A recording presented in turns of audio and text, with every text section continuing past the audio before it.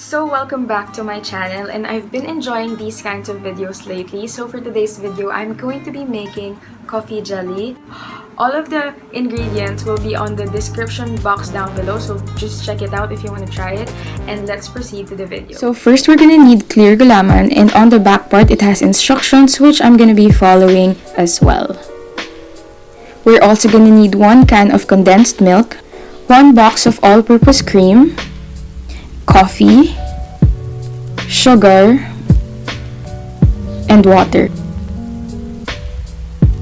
So for the gulaman part, I'm just following the instructions on the back part of the packaging. It depends on whatever kind of gulaman you get, but with me, I am just combining the water and the powder until it boils. Once the gelatin mix is boiling, we can now add the sugar.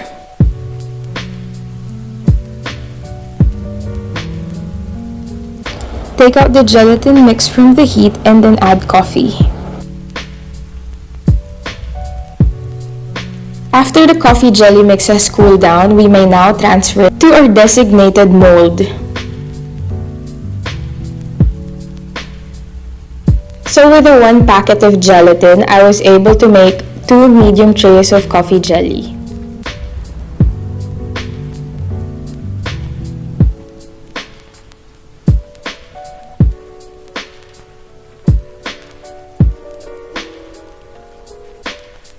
So with this kind of size, my coffee jelly hardened quite easily. So now I'm going to be cutting them into cubes.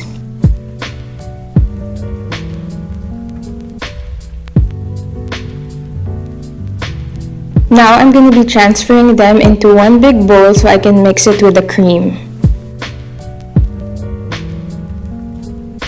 For the cream mixture, I'm just going to be combining the condensed milk and all-purpose cream. I'm now going to be mixing everything together, making sure everything is well combined.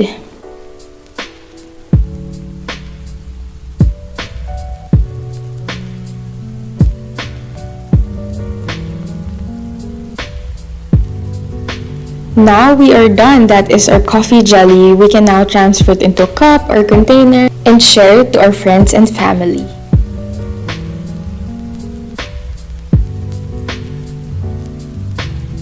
So that is it for today's video. I hope you enjoyed, and I will see you again on my next one.